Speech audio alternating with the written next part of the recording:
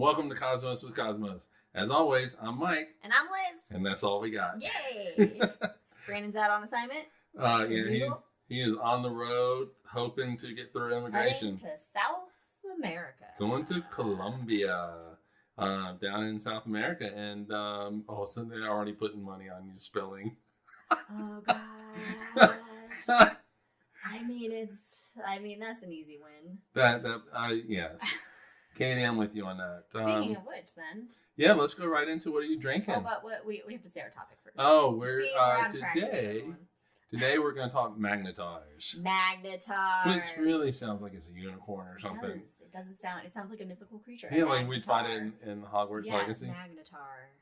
So, so we're going to talk about Magnetars, what they are, and what we know, what we don't know, and that type of thing. And before we get into that, though, what are you drinking? I am drinking the heart-shaped box. She will explain that reference later. Am I explaining it later or now? Oh, you can do it now. Now. Oh, yes, because, a good old classic Nirvana song has a lyric in it that says, fall into my Magnetar pit trap or whatever. And I remember listening to it recently. I was like, oh shit, they say Magnetar in it. I was like, so I gotta bring that in. So cheers to Kurt Cobain and Magnetars as well. My love of grunge and science and astronomy coming together. Cheers to Kurt Cobain. Courtney didn't do it, everyone. No, she didn't. And what's in it? It is Wildixia, peach iced tea, some lemon juice, some honey, and a little sugar on the rim. Basically, it's a tea-teeny. Tea-teeny, yeah.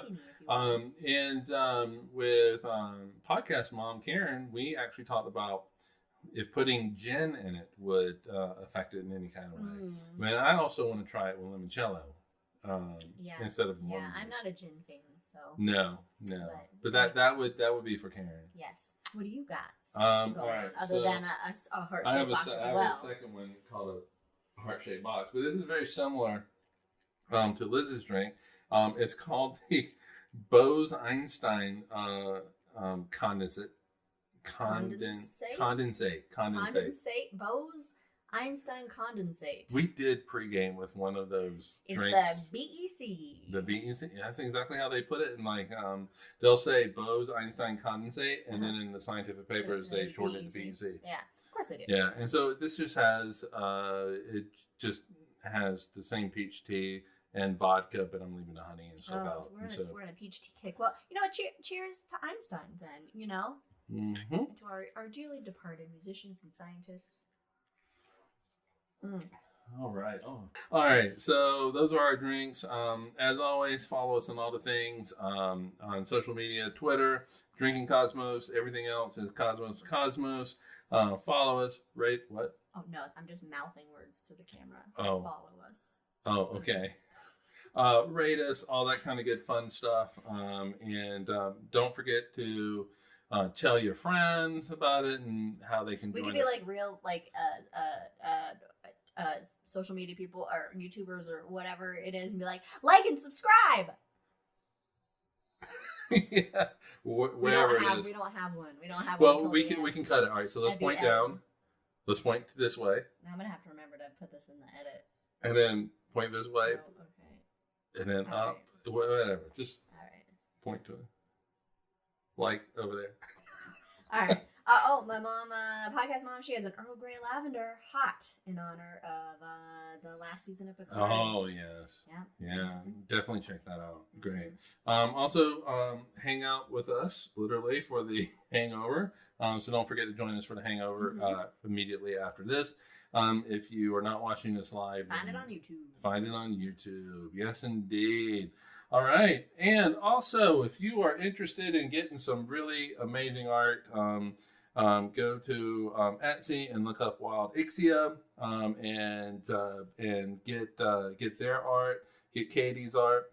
Also, good timing, Ron, for joining the show. Yeah, so we're about to exactly. All right, so MrProctorShow.com. Check Ron out. Also, he has a new thing on YouTube that is coming up later next month, mid-March, March 15th, I believe is what he told me.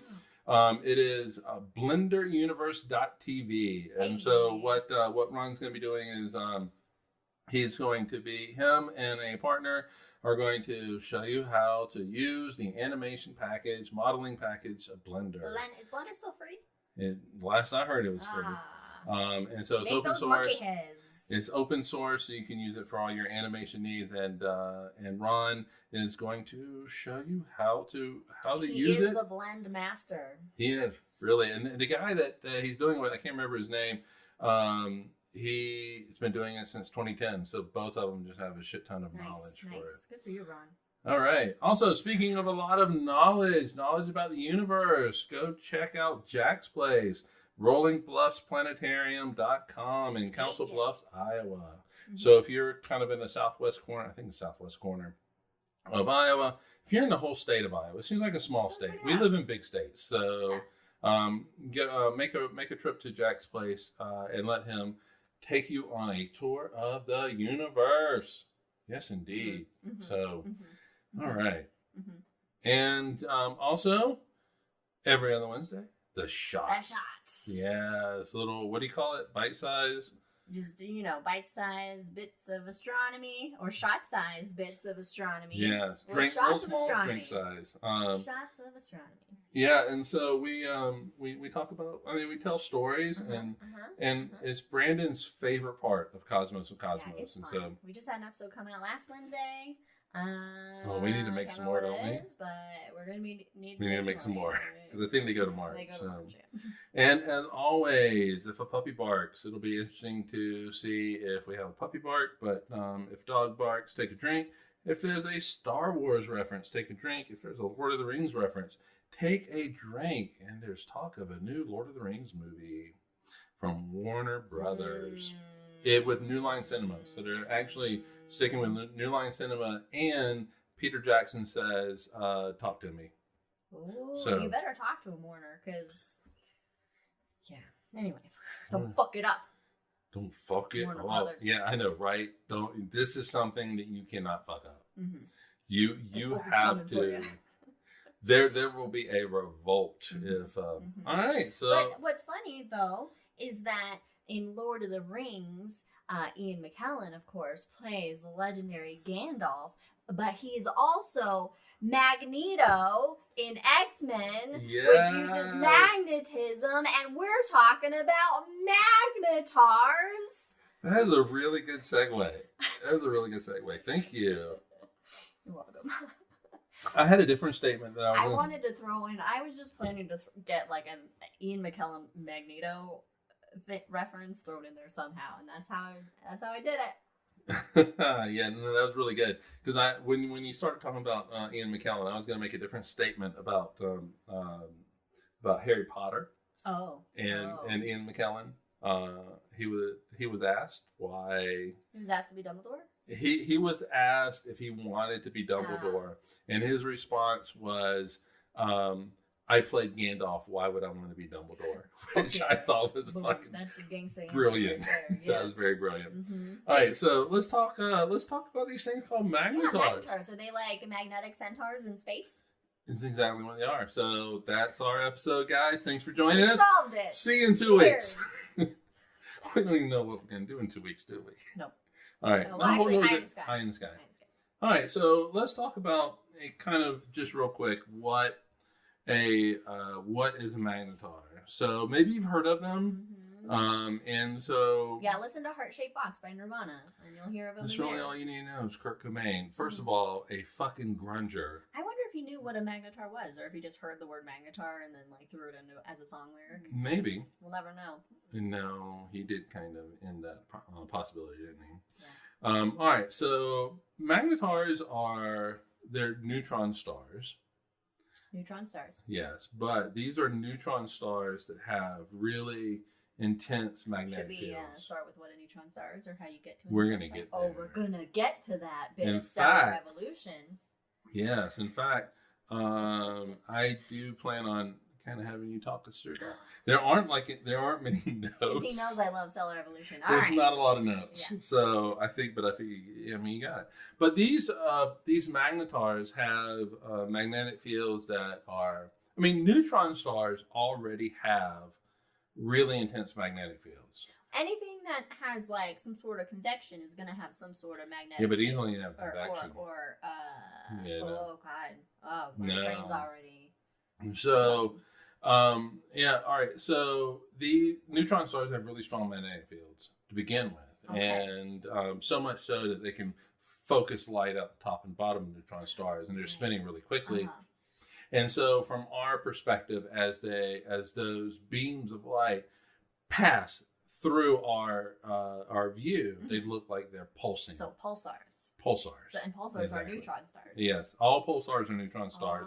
Not all neutron stars are pulsars. Ooh. Yes, because the lights aren't flashing. We're not lined up with their poles. Okay. So we have to be lined up for it to be a pulsar. Yeah, and maybe for a shot, I will talk about the little green men and pulsars. But anyway, I got it now because I'm intrigued.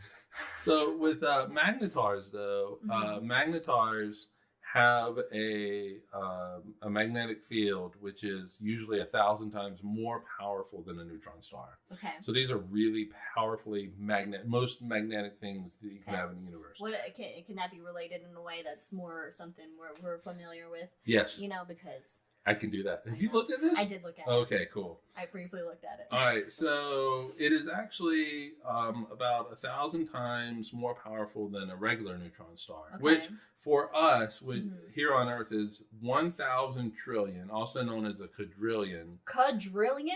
Times more powerful than the Earth's magnetic field. Quadrillion?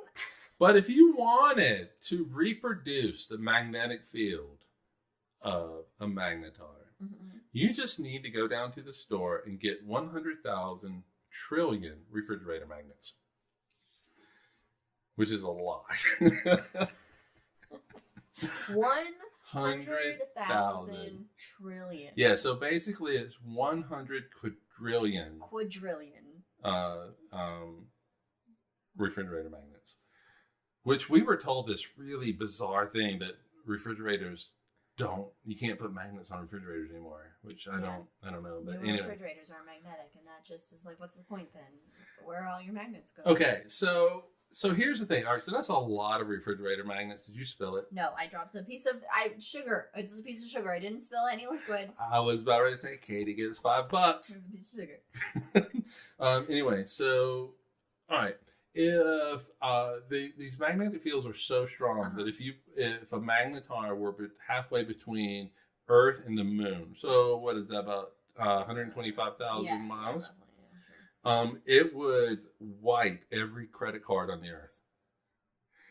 It wouldn't wipe your balance, but it would just make it so that your credit cards don't work. Would that wipe hard drives? And it would wipe hard drives. Anything it would wipe hard magnetic drives. Wow, that would totally mess us up. Yeah. Okay. So, but what is really and I found this out in the research for this, and I thought this was absolutely amazing. So, in a very macabre kind of way, if a magnetar were only 600 miles away from you, it would rip every electron off your body. It would just completely just rip it off of every single atom in your body, and your body would be nothing but monatomic ions, which are just single atoms without any electrons at all. God, I want to know what that would look like if all of a sudden first of all, you die instantly. You just poof, and then so magnetic. Is that like Thanos' snap? You just pretty much for everybody on Earth. Yeah, 600 miles. Wow, that's not far at all. No. And so for everybody who's a little worried now about magnetars, because I do know that we do tend to say that like the universe is trying to actively kill you. If you were worried about magnetars, you don't have to, because you still exist. Yes. The closest one's about 7,000 light years away. 7,000 light? Oh, okay, so that's a safe. That's a safe. But we are going to get into something here. Oh. Yes. Okay, so this is just another series in the many ways space can kill you and is trying to kill you. Yeah, the universe is actively trying to kill you. And in an article I read, it literally said the Earth does it in 80 years. Just on average, the Earth does it in 80 years. So, Cool. I mean, the universe really is trying to kill you, and this is just another way in which it can. Yeah. I mean, everything, really and truly, what separates us between, our fun life here on Earth making podcasts, talking about astronomy, and utter death is this very thin atmosphere. Yeah. And Earth's magnetic field. Yes, which that stops it going then. Bye. Yeah, and so these things are basically out there. These monsters are basically out there, and fascinating. Monster magnets. Monster Magnetars. Monster Magnetars. Monster Magnetars. Oh, that was a good drink name. That was a good drink name. Magnetars. That's a band. Monster Magnet, for those of you wondering. All right, so let's talk about how we discovered these things. Yes, because I mean, a neutron star is going to be, it's small, but emitting a lot of energy, but still these things are far away. We need to have powerful enough equipment to be able to register any kind of signature from them. Right, and so our first thoughts of magnetars came in 1987. Who thinks of these? Who goes, oh my God, there's really magnetic stars. These are... We call them magnetars. These are scientists who probably have had, some drinks, All right. maybe some weed, open up your mind a little bit. But anyway, so these were first proposed in 1987. All right. These were proposed without any evidence that they existed. So they were proposed in 1987 to try to explain some of the things that we were seeing. Okay. Unbeknownst to them, though, I don't actually have in my notes who was first to propose it. I should have added that, but and I don't remember the name. Dude somewhere. Yeah. Some white dude somewhere, probably. They were first detected in 1979. Oh, so this before was they prior. before they were proposed. Yeah, but it was just chalked up as this kind of bizarre event, and they didn't say it was a magnetar until many years later. Okay. So in 1979, 2 Russian probes were measuring basically gamma ray counts, and the typical is about 100 counts per second, and it went from 100 counts per second up to 200,000 counts per second in less than a millisecond. Oh. And then it died back down. Uh-huh. And so astronomers were obviously very intrigued by this. Yeah. And so aliens? Some astronomers, they basically were able to triangulate where it came from. And it originated from a known supernova location in the Large Magellanic Cloud. Oh, that can be seen in the southern hemisphere. Where Brandon's going. The Large and Small Magellanic Clouds, named after Magellan, the explorer, I am assuming. Yep. And so the first European to see him, and since he's European, he gets to name it, right? Meanwhile, everybody all native peoples and Polynesians, etc., down south have been looking at them since time immemorial. I know, right? And so they were able to figure out that this actually came from an actual known supernova location.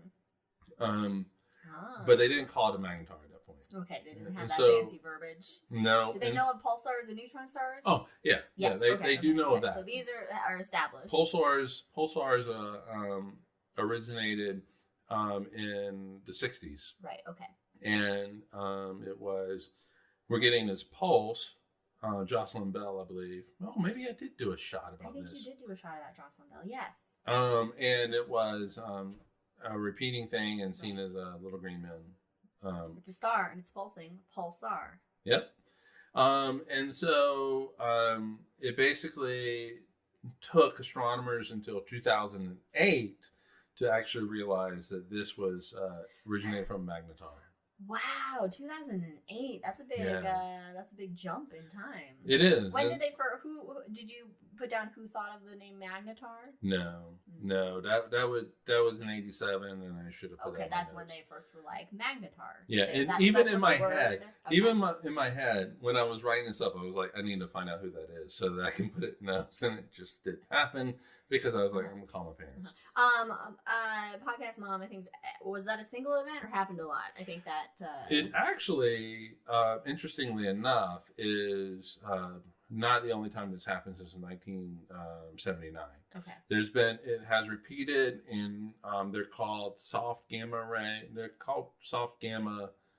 events or something like that. Soft gamma events. Yeah, and so obviously it is not to the extent that what happened in 79, but it actually has repeated. Okay. And so, yeah. So, great question. It's a great question. Good question. Thanks, Podcast Mom. And so these events do repeat. I need to take a drink. Otherwise, that was just a waste of a movement. Pick up my glass. I'm all about efficiency. All right, so so how many Magnetars are out there that can just shoot us with gamma rays and stuff like that?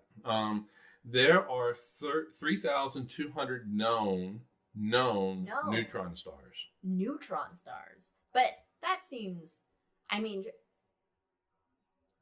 low? Yeah.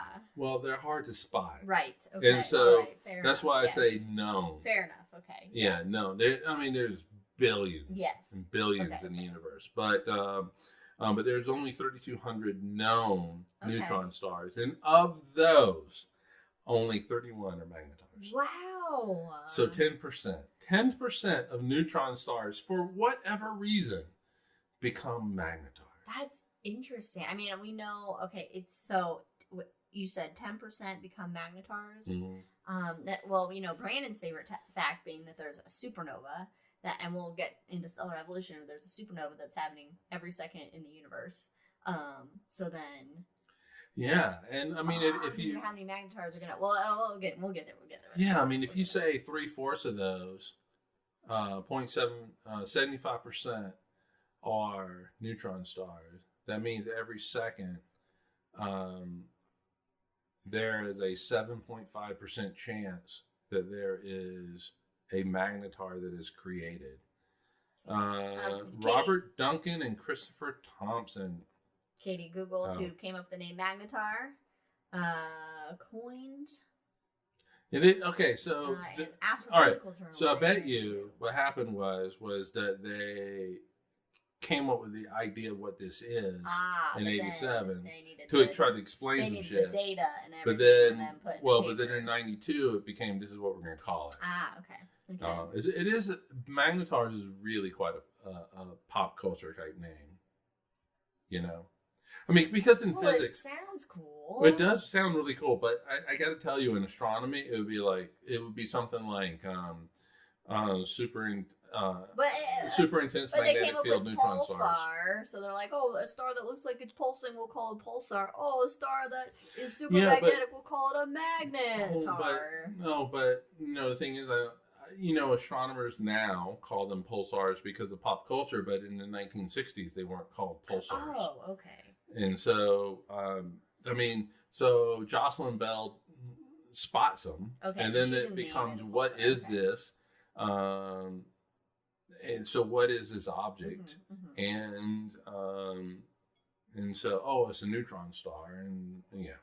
All right, so Podcast Mom, do they stay Magnetars or switch back and forth? Well, the real definition of the Magnetar, really what separates it from a regular neutron star, is its magnetic field. It's just the magnetic field is not flipping back and forth. That would be some really interesting physics going on that would cause that. But no. So once a Magnetar is created, and this Magnetar, at least as far as like in a very pop culture kind of way, theories go, that the Magnetar is created at the moment of supernova. And so it basically stays a Magnetar until it loses that magnetic field somehow. And I mean, the thing is, all right, we'll at least get to where does it come from. Yeah. But I can tell you that for right now, we would not understand a way in which it could actually lose its magnetic field. Okay. And so, all right. Once a Magnetar, always a Magnetar. Yeah. Until it's not. Yeah. Magnetic chickens all the way down. Magnetic chickens. You know, Ryan, like we will on occasion say it's chickens all the way down.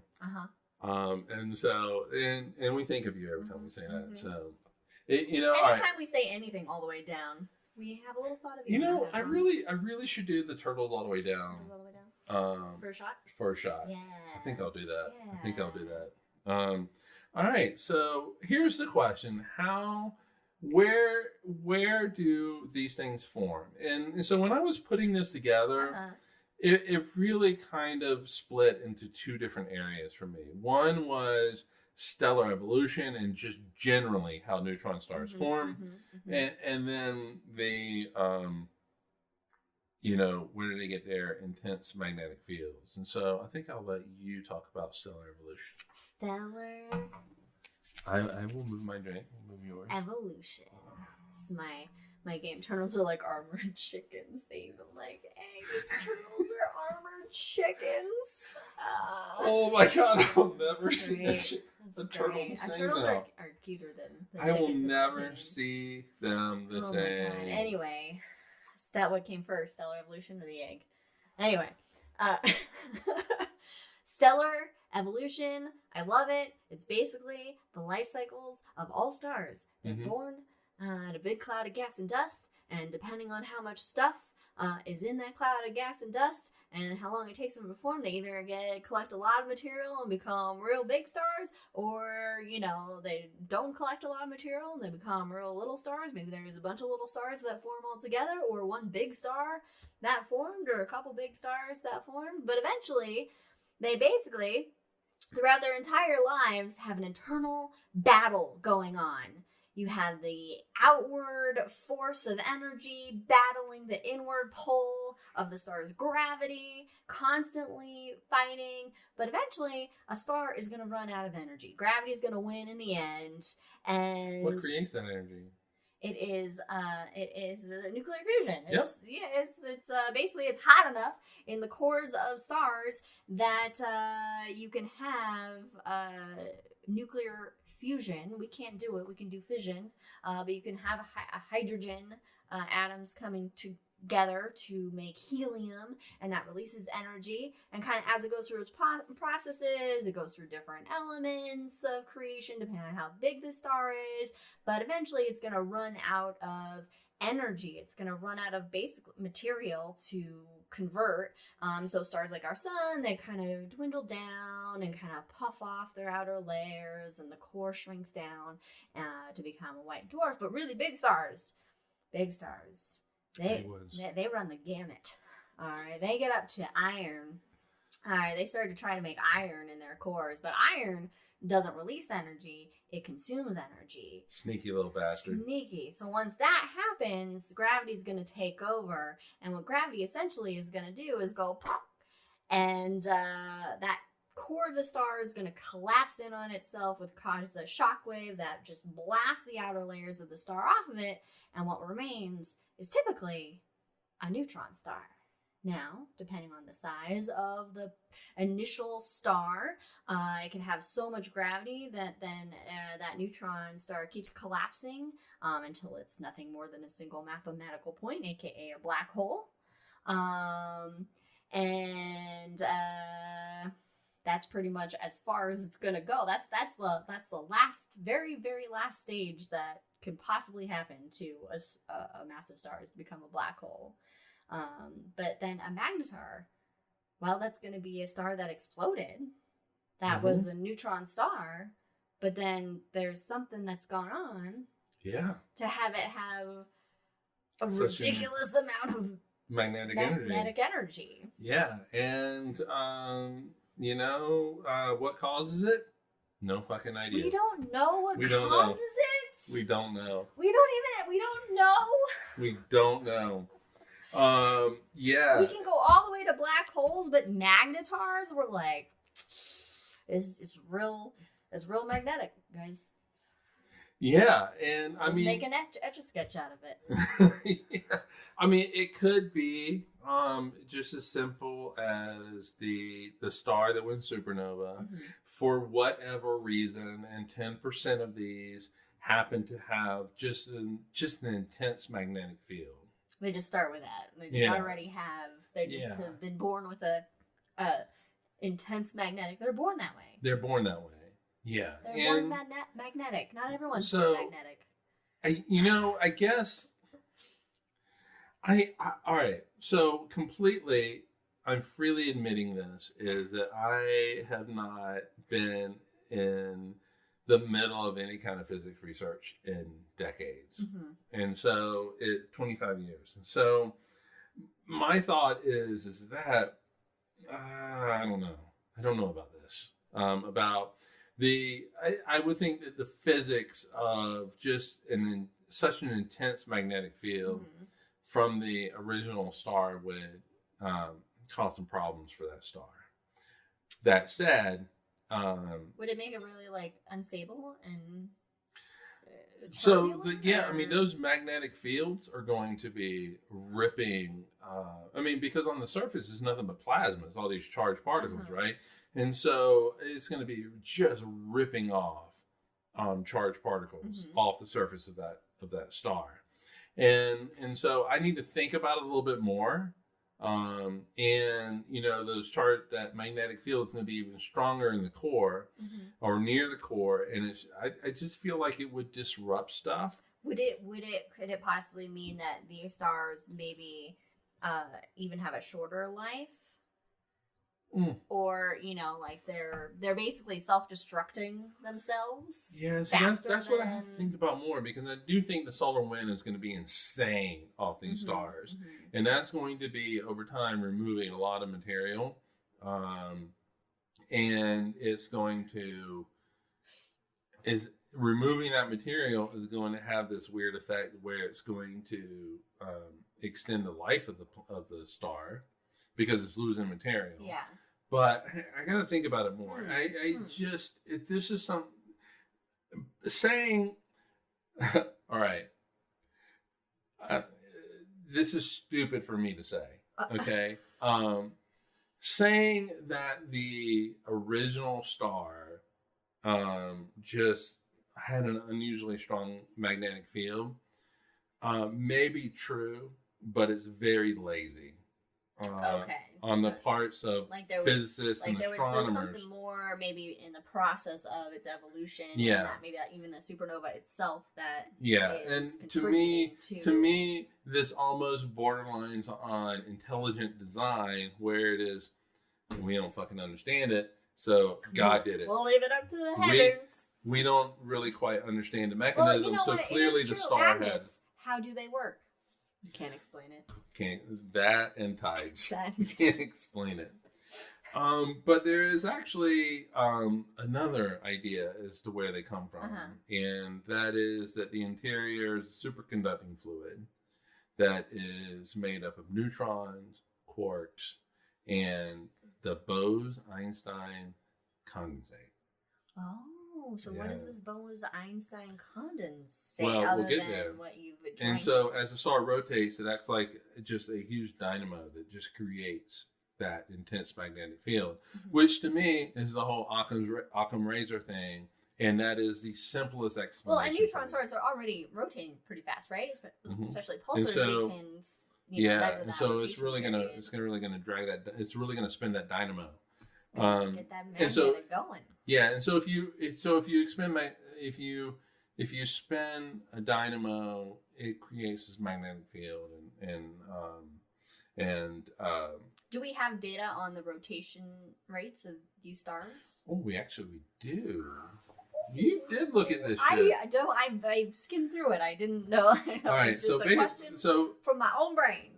They spin it right round, baby, right round.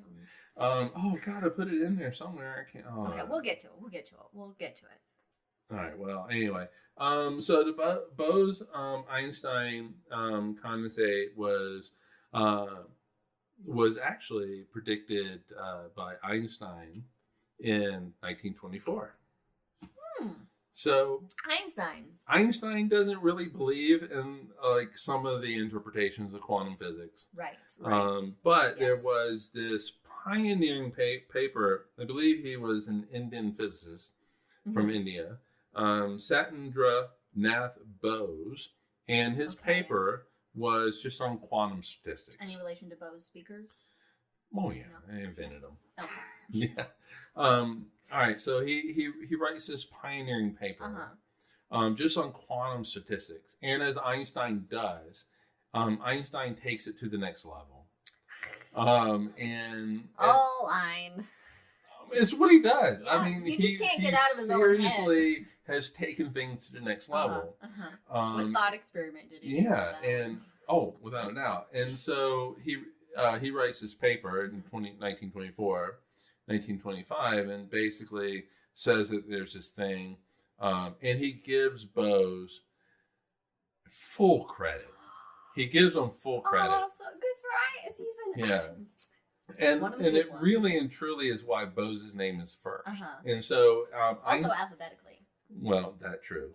That is true. And so Einstein fully gives him credit. This is where it came from. I'm just kind of taking it to the next level. Cool. This type of thing. And so the Bose-Einstein concept is basically this fifth state of matter. Solid, liquid, gas, plasma, Bose-Einstein concept. The Beck. I mean, we all learned about it in elementary school. I remember. Okay, so basically, it's you can take a group of atoms and cool them down to almost just within like a hair's whisper of absolute zero. Okay. So it's very cold. Very cold. And these atoms, because there's not a lot of energy, free energy for them to absorb and kind of move around. There's just not a lot of motion between the atoms relative to the atoms. Yeah, stationary. They're cold. So they're very cold. They don't move relative to each other. That doesn't mean electrons aren't whizzing around the those pesky electrons. They're all over the place. So they're definitely moving, but relative to each other, the atoms really aren't. And so basically, what they do is they clump together. Well, they're cuddling for warmth. They're cuddling, and as they cuddle, they basically get the same energy state.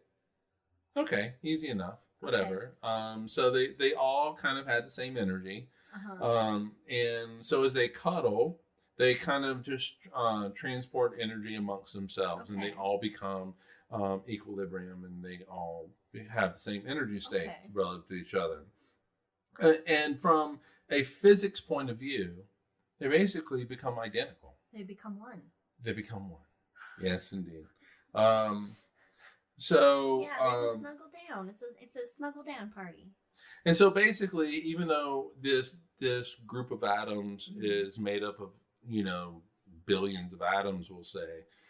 In my head, I'm like thinking of like 10. Well, okay, but reproducing in a lab probably is 10.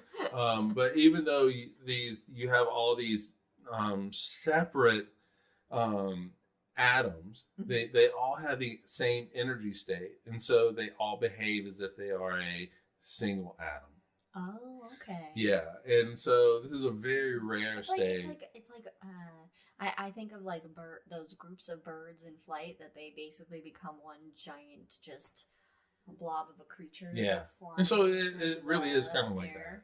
Yeah. It really is kind of like that. And so typically we can recreate them in our lab at very cold temperatures. However, you can also recreate this effect at just extreme heat and magnetic fields.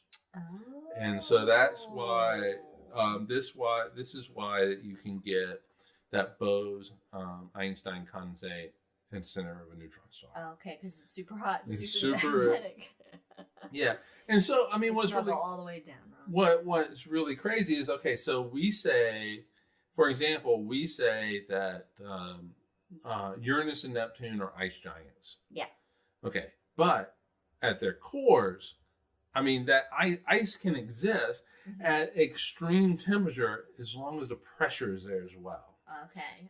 So it's not just one thing; it's it's multiple things. Yeah. And so that's the way it is with this Bose-Einstein condensate, and that's why I feel like this is probably the most plausible. But I'm not a PhD physicist, and no one has enough data to really, make it a theory of, it's just kind of like, well, this is what it could be. Yeah, and the thing is, it took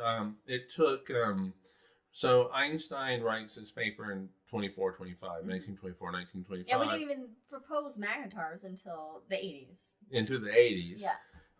But the very first time that we were able to create this, 1995. Oh, wow. And then cue up those Nobel Prizes in 2001. So, so the thing is like Einstein was so far ahead of his time in creating these theories, these thoughts. It took 100 years for gravitational waves. Yeah. It took 70 years. Yeah, our technology always has to catch up with our ideas.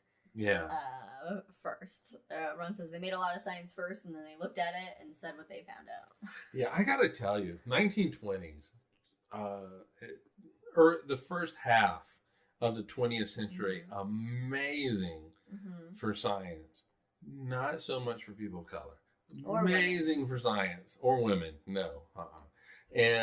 But, oh my God, the stuff that came out of these physicists' heads in the well, they had more time to dream. They had more time to, think about, do thought experiments and think about random shit because, they didn't have to go farm the fields or Einstein does a lot of the first thoughts, just his thought experiments. He's just literally in his head thinking about shit. Like, for one thing, on a train, you going home from window work. cleaners. What? Oh, that was, I don't know what. It was general theory of relativity. I know. Because we did a whole episode. Yeah, but the special theory of relativity was just him on a train. Thinking about the speed of light. I mean, what else are you going to do on a train? Yeah. I mean, you can only look at so much scenery, I would think. Eventually, you're going to start thinking about physics. So, all right. So we know these magnetars now kind of exist. We have kind of a sort of a, I'm not going to say a theoretical framework because that hasn't happened yet. We have some ideas. Put it in concrete. Right. Yeah. And so... but what we do know of is there's 32 of these things, and they're out there, and they behave a certain way. They have very, very, very strong magnetic fields. Oh, you're a magnetar. Liz the magnetar. You're a magnetar. Apparently my ideas are too strong for certain people, but anyway. Because they have these really strong magnetic fields, they have a lot of flares. They erupt in X-rays and gamma rays. I feel like we're just talking about gay men. Gay men are magnetars. This is a pride parade. This is what we're talking about right now. A lot They're of flares, magnetars. That is awesome. That is awesome.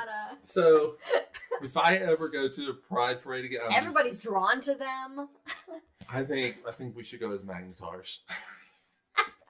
And then people will be like, "What the fuck are you doing?"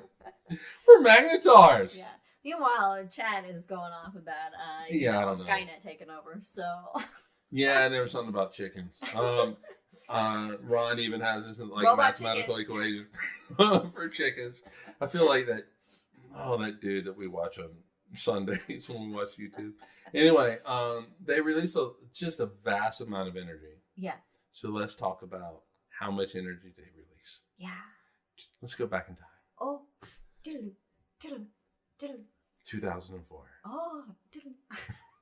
All right, so this unfortunately has been become known as the Tsunami Day Magnetar event. The Tsunami Day Magnetar event. Yes, because 2 days prior was the massive Indonesia earthquake that caused the tsunami. Oh. Yeah. No, why equate the two? Yeah. That really was what I was thinking when. Why? We don't need to. Yeah, but I kind of get it. You want to. That was a major event that happened. And so. All right, so they're just trying to. I mean. So yeah, so on Christmas Day 2004, there was this huge, like one of the most intense earthquakes that happened on the Earth over in Indonesia.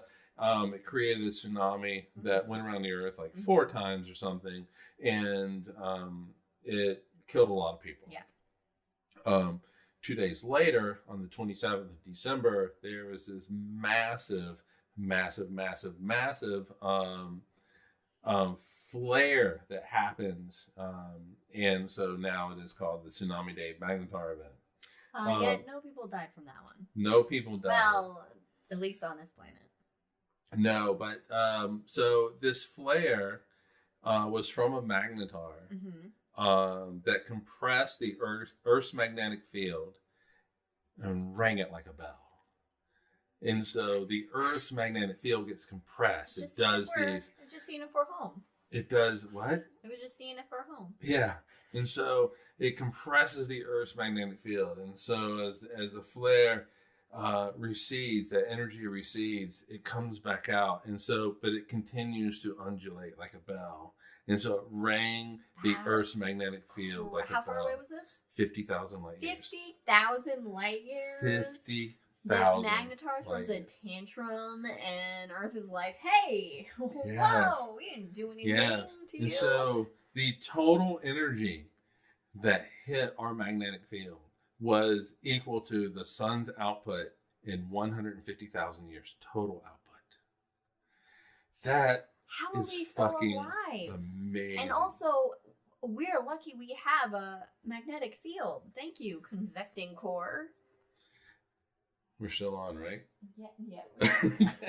We just heard this sound. I don't know what a desktop notification that was. Yeah, and so basically the chickens. It's all the chickens.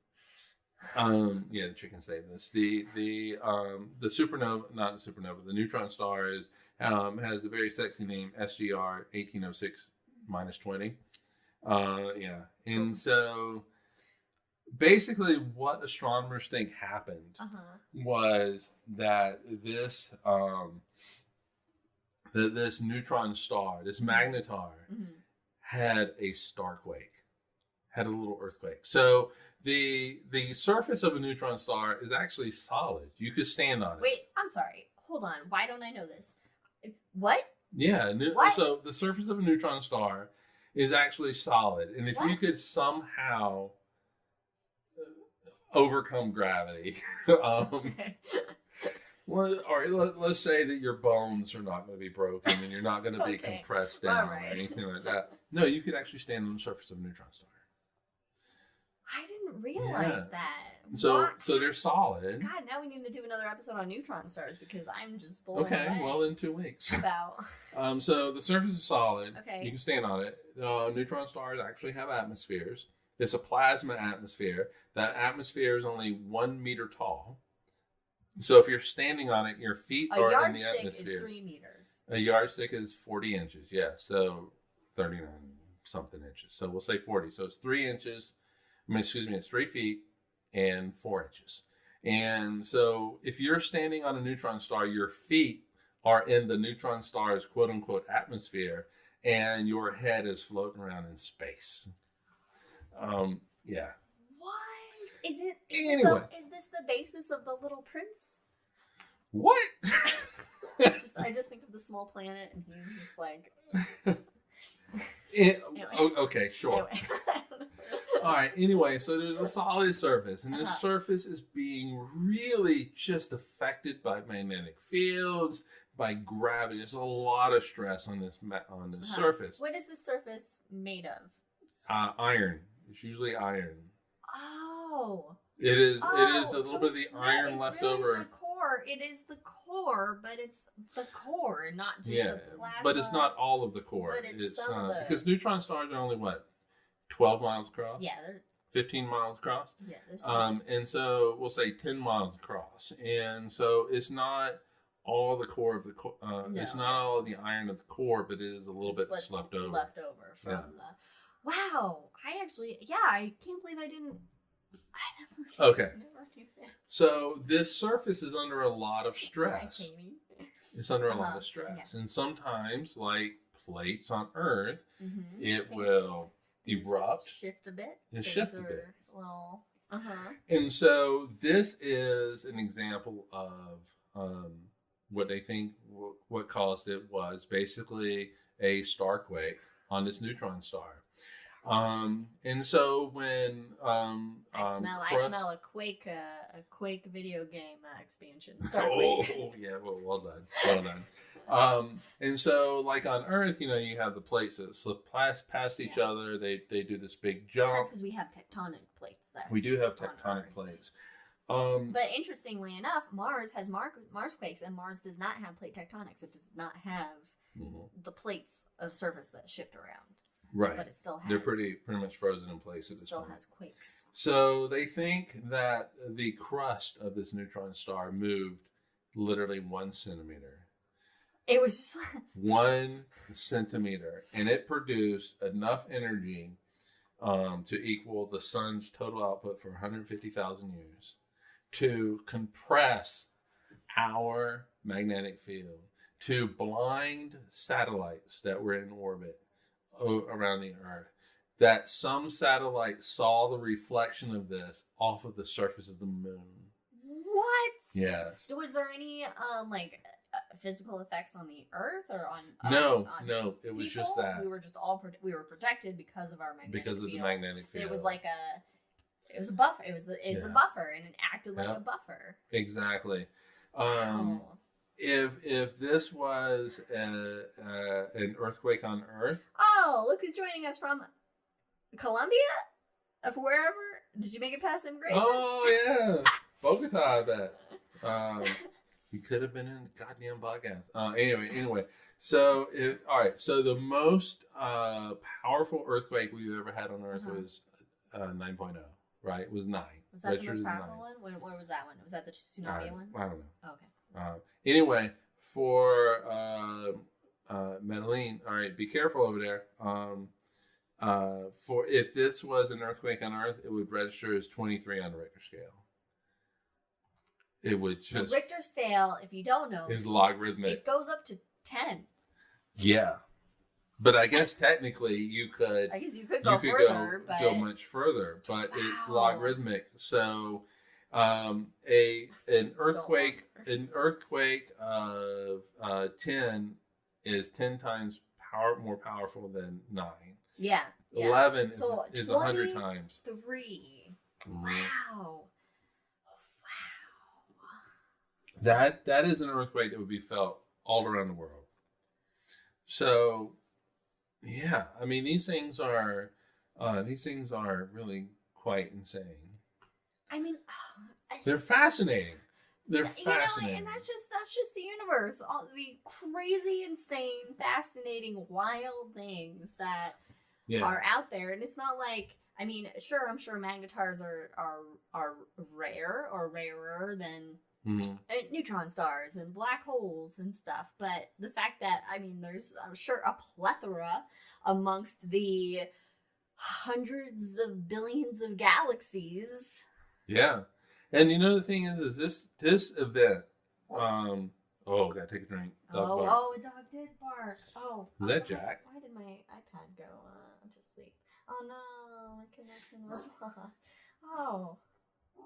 Anyway, everybody take a drink. Jesus. All right, hold on. I can do this. I can figure this out. Oh, there it is. I don't have any more drink. I gotta. Well, here. Okay. You want to have mine? Have some of mine. Okay. That way you can say you drink.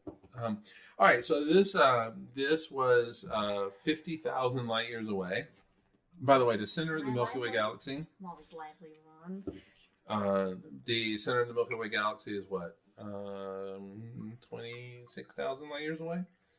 Sure. So twice the distance from the center of the galaxy. If it would have been if it would have been 5,000 light years away, it would have caused problems for us. 5,000 light years? Yeah. That's far, but not far enough. Yeah. 5,000 light years? The closest Magnetar, 7,000 light years that we know of. Yeah, see, that's...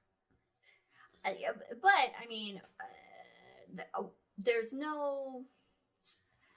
Oh, no, because... Well, no, there's no... Is there a star close enough that could go supernova to turn into a Magnetar? Betelgeuse. I think Betelgeuse is closest. Betelgeuse is 600 light years away, but it's not... There's no evidence that it could become a Magnetar, that it would just become maybe a neutron star. Right, Do we know Betelgeuse's endgame? But we don't know... We truly don't know the mechanism that causes such strong magnetic field. Right. So any supernova could create potentially a Magnetar. So Betelgeuse could do it at 500 light years away. We're fucked. Now I don't want Betelgeuse to explode, but I want it to explode, but I don't want it to. Okay, but here's the thing, though. Remember, though. Okay, so this energy, there's a star quake. It's not like this energy just gets shot out in all directions in space. It's very specific it's isolated to where the quake epicenter is. Yeah, and so we could just be.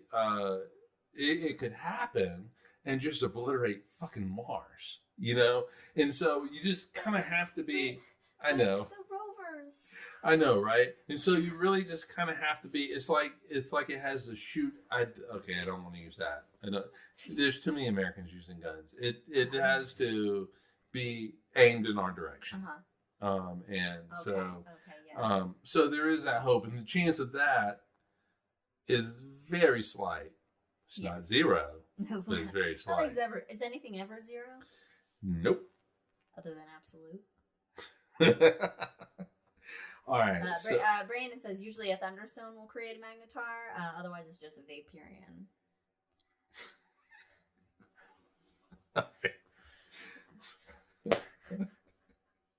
Exactly. That's all we need, right? All right. So anyway, all right, we have a point of order. Remember, kids. If one of his comments causes a spit take.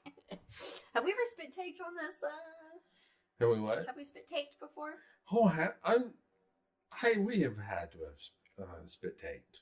All right. Anyway, there are a couple of ways in which we're trying to search for these things to kind of understand them a little better. Because I mean, yeah. We are using gravitational waves, so LIGO, to try to better understand neutron stars and so forth and so on. The International Space Station has the NICER on it. Oh, that's nice. Yeah, Neutron Star Interior Composition Explorer, also known as NICER. Wait, where's the R come? Oh, the ER for... They really stretch those acronyms. They really are pretty liberal with those. Anyway, it was installed on ISS in 2017.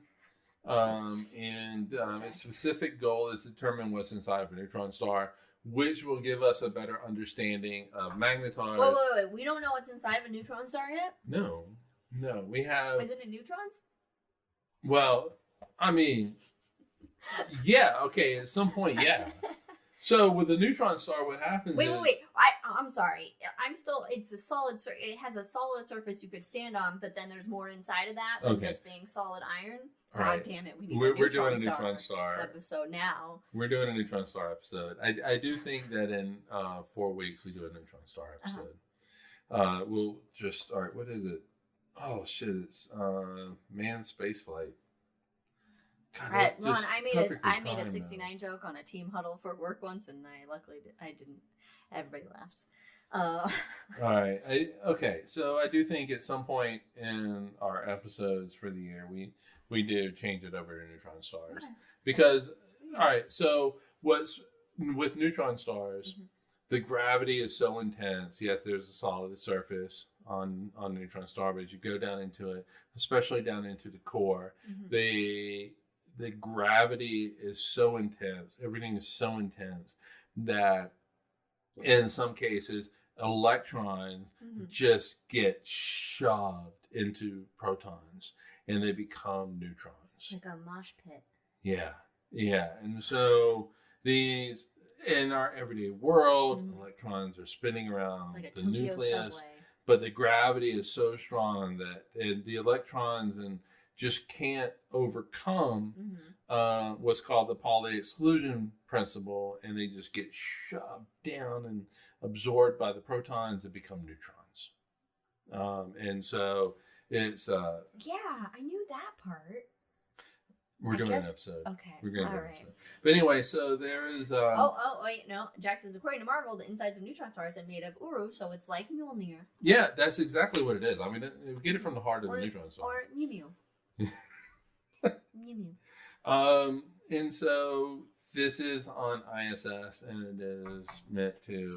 Sounds pretty nice. Exactly, right? And it's enabled astronomers to make more accurate measurements regarding basically the size and density parameters of neutron stars. I'm always, I guess every time we do an episode, Your mind's blown? well, yes, my mind is blown. I like to think that I'm fairly literate in astronomy, knowledgeable in But you are. astronomy.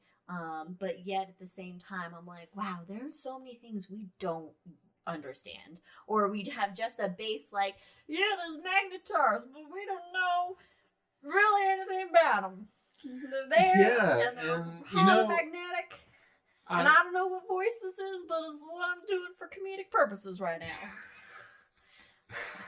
But that is what is so cool about physics and astronomy. Yeah. Is, That's what it's exciting because it's like, oh, look at the things we know, but then look at all these things we don't know about the things we know. Yeah, and what I find fascinating. Take all my tax dollars, build all the technology to understand this. Is in the second half of the 19th century, the late 1800s, after Maxwell, James Clerk Maxwell. Are you cutting me off? No. Oh, okay. Came up with the theory of electromagnetism, and it gave us Light. unified. Let there be light. Yeah, exactly. That's the real let there be light. It gave us, at least at the time, kind of an understanding of what light was.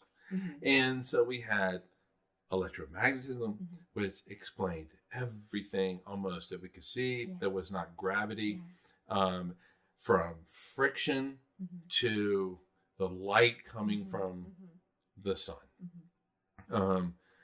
And physicists really thought that at that point physics was over. We're done, folks. We explained light. We got light down. Take that, Bible. Done. We are done. In fact, there was a quote from a physicist whose name was lost to history, so that shows you how much contribution they made. Except for this one statement was, physics is over. Physics will now become go the way of botany, and we will just classify things. Yeah. And then 1905 happened. And so it's just, what happened in 1905 was quantum physics, and there's a smaller world, you guys. Yes, exactly. Call Paul Rudd. And then 12 years later, we got a new movie to promote. The general theory of relativity. And so our understanding has just gone insane. And even with, so we do not understand fundamentally 99.9% of the universe. 1% of the universe. We understand 99% of the universe. I don't know. It seems the other way around. No. Actually, no, you're right. We don't. Okay, I see what you're saying. Yeah. It's dark matter, dark energy. We don't understand 95% of the universe. But we can make predictions based on what we do know. with some of this stuff, and it's just it's fascinating the shit that comes up that we're like, I don't fucking know. We just don't know what is going on, and this is one of these magnetic stars that are remnants of stars that are basically not even stars. They're just dead stars. They're dead stars. They're dead stars that can cause a lot of havoc. And you know what? There is an implication to this, is that there's these things called fast radio bursts. And FRBs. And it's where we get this really quick spike in radio waves. Aliens? What? Aliens? Or Magnetars. Oh, okay. In fact, in April of 2020... Aliens riding a Magnetar? They're standing on it, yeah. There was a fast radio burst that came from Magnetar, a known Magnetar, SGR 1935 plus 2154. Known Magnetar. Yeah, and so now they're thinking that Magnetars are related in some way to fast radio bursts. And what are FRBs related? I thought they were related to what are they, quasi-stellar objects? Quasars? Quasars. Yeah. Well, that was because originally they thought that all fast FRBs were extragalactic, but in April 2020, intragalactic FRBs. Yeah, in April 2020, SGR 1935 plus 2154, so sexy, is in the Milky Way, and that shattered that thought. Oh, okay, all right, yeah. All I need is one piece of data. One piece of data. That's all you need. So you need infinite pieces of data to prove a hypothesis, but it does get to a point where you can do. You have enough where you're like, all right, it's good like enough. We got one piece of the puzzle missing, but we got most of it. We can tell it's a movie. All it does is take one legit piece of data to where you then say that contradicts a hypothesis or a theory, and you have to either amend your theory or throw it away. Yeah, that's how science works, people. But I know, right? In May 2021, the Hubble Space Telescopes announced that 4 FRBs coming from known magnetars. Wow. Yeah, so that could explain the fast radio bursts that we see. And these are like where like the radio intensity of an object just spikes over a millisecond and then kind of fades away. I mean, is that like related to us being in line in a certain way with the Magnetar, like with the pulsar, and we're seeing some sort of probably if it does come from I mean, it's probably an alignment thing. Like we have to be in line with to see. Yeah, I mean, it's just these objects are just insane. And this is the shit I love about astronomy, where we are now at a point in our knowledge of the universe where stars don't concern us in that oh that's weird. This star is weird. Weird stars. Weird stars. Like in Hollywood, there's weird stars all around. But this really esoteric. I mean, we're on the extremes of physics here, and that is what is, just fascinating in physics right now. Is that our knowledge has gotten to a point where, it takes extremes to really. I don't know. It's like it's not ho hum. I mean, everything is ho hum. I don't because I've had drinks and I did pregame a little bit. I can't articulate an actual sentence, but this is the shit. This and like some of the black holes that we're seeing, and some of this really just on the fringe of stuff is just absolutely fascinating. I agree with you. Meanwhile, the chat's having a discussion about chicken nuggets. About what? Chicken nuggets? Oh, they're good. I know. You know what? Chicken nuggets were referenced yesterday, and I've had a chicken nugget craving ever since then, and now it's not helped because everybody's talking about chicken nuggets. When did we? I don't know where. Who referenced chicken nuggets? I don't know. I didn't reference chicken. I know. I don't. Hogwarts Legacy. No, I don't know where it came from. There was something about chicken nuggets, and now. Okay, wait a minute. I hear chicken nuggets. And then I look to the chat, and the only thing I see is cocaine. Small amounts of added cocaine. You don't need cocaine. You just cut them like the dinosaurs. You just make them different shapes, and you're all there. I think it's great that we do have them as dinosaurs because chickens are little dinosaurs. They are little dinosaurs. Anyway, I think we should call it. I think so too. All right. It seems like hangout territory. Oh, we're Hangover definitely territory. Oh, you did it! You did it! You did it, Brandon. She did it. She called it hangout. This is because of you two. No. This is because I blame you and Brandon for getting hangout. All right. Starting it. So I'm sure you guys already know this, but Brandon and I would call it hangout. Exactly, it happened. We would call it hangout just to get the reaction from Liz. Oh, Brandon sent a picture of what he's eating. Oh. Brandon, I'm going to share what you're eating. This is what. Oh God, see the ring lights in the way. Oh, there's no way you can. Oh, you're just ruining it. You can't do it. Back away. Away. It looks delicious, Brandon. Whatever you're eating. Anyway, guys, thanks for joining us. Please stay over for the hangover. Hang out with the hangover. Hang out with the hangover. There are a couple of things that were in the news I do want to talk about in the hangover. So I will guess have some structure. But otherwise, fall into our Magnetar pit trap. Well done. Thanks, Kurt. Listen to some Nirvana. Thanks, and think Kurt. about Magnetars and how one that is, All right. Anyway, join us in a couple weeks for an episode of High in the Sky, and we'll leave all this esoteric physics shit behind and just take a look at what's in the sky. We need to show your mom Mars and Pleiades tonight. Okay. Anyway, thanks for joining us. See you in a couple weeks. Stay safe, stay healthy, and vote blue. Cheers. Bye. Bye.